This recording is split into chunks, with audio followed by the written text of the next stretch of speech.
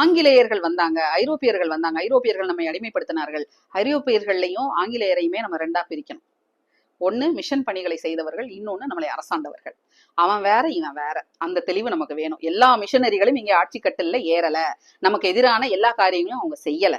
அதே சமயத்துல ஆட்சியில் இருந்தவர்கள் எல்லாரும் நமக்கு எதிராக இருந்தாங்கன்னா நிச்சயமா கிடையாது.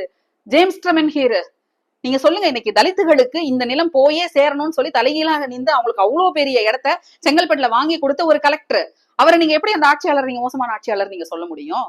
பெண்களுக்கு எதிரான எவ்வளவு விஷயங்கள். மன்றோ எடுத்துக்கோங்க, நோட்ஸ் இன்னைக்கு மன்றோவுடைய பணிகள் இன்னைக்கு இல்ல அப்படின்னா நம்ம எல்லாரும் இன்னைக்கு நம்ம படிச்சுட்டு இருக்கக்கூடிய இந்த நவீன கல்வியே இருந்திருக்காது. அப்போ இவ்வளவு பணிகளையும் அவங்க செஞ்சிருக்காங்க. அப்ப எல்லாமே பிளாக் அண்ட் ஒயிட் கிடையாது. ஹிஸ்டரியில there are always grey areas. மிஷனரிகள்லயும் மோசமான மிஷனரிகள் இருந்தாங்க, அதையும் இல்லைன்னு மறுக்கிறது கிடையாது. அதே சமயத்துல ஆட்சியாளர்கள்லையும் நல்ல ஆட்சியாளர்களும் இருந்தாங்க. ஸோ இட் இஸ் லைக் நம்ம இதை ரொம்ப இதாக தான் பார்க்க வேண்டியிருக்கு.